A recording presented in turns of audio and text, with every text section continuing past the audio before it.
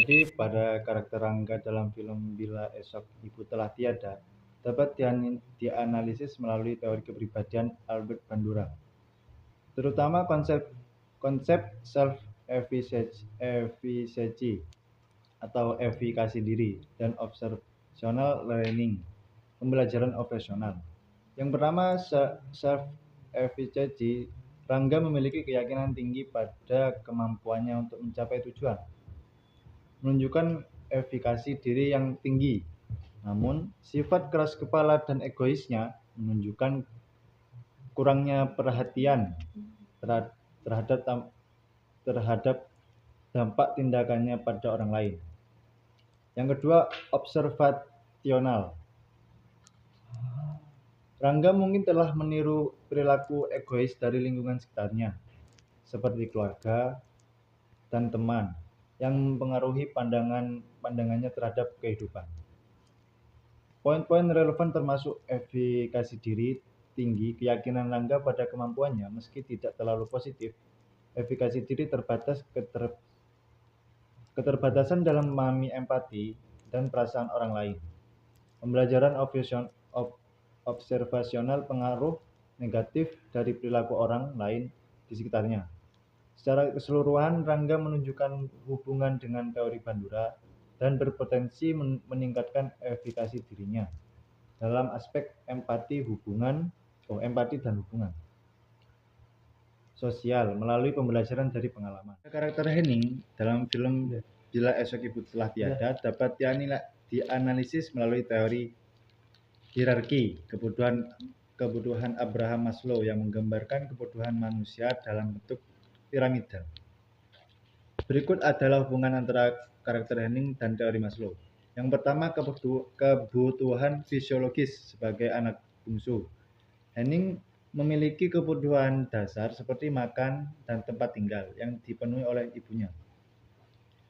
Yang kedua, kebutuhan keamanan. Setelah kehilangan ayahnya, Henning berada dalam kondisi yang tidak stabil dan membutuhkan rasa aman dan kepastian yang terlihat dari sifat pendiam dan pemalunya.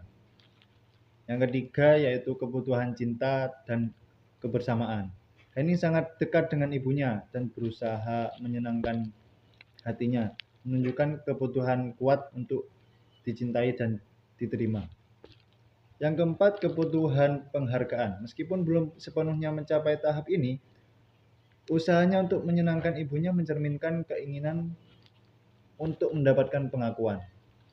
Yang kelima, kebutuhan aktualisasi diri. Henning masih di tahap awal perkembangan dan belum menunjukkan tanda-tanda mencapai aktualisasi diri. Tetapi sedang dalam proses mencari potensi dirinya. Secara keseluruhan, Henning berusaha memenuhi kebutuhan dasar dan cinta, terutama setelah kehilangan ayahnya, yang berdampak besar pada dirinya. Teori Maslow membantu memahami bahwa Henning seperti manusia lainnya memiliki kebutuhan yang beragam dan berusaha memenuhinya. Yang terakhir yaitu karakter Rania.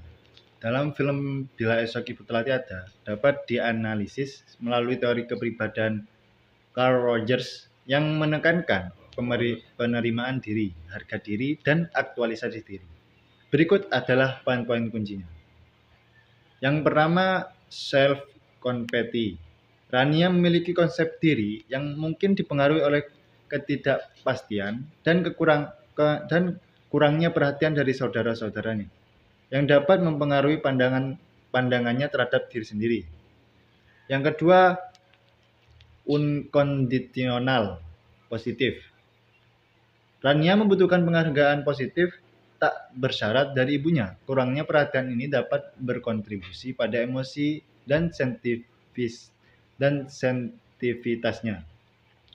Yang ketiga yaitu empati. Rania mungkin kesulitan memahami perasaan saudara-saudaranya dan ibunya karena terlalu fokus pada kebutuhan emosionalnya sendiri yang menyebabkan ketegangan dalam hubungan keluarga. Yang keempat, aktualisation. Rania terhambat dalam proses aktualisasi diri akibat ketergantungan pada ibunya dan perasaannya yang mudah tersinggung. kehilangan ayahnya merupakan tantangan yang menghambat pertumbuhannya. Secara keseluruhan, karakter Rania menunjukkan relevansi dengan teori Carl Rogers. Dalam hal konsep diri, kebutuhan akan penghargaan positif dan perjalanan menuju aktualisasi diri. Baik, sekian, terima kasih.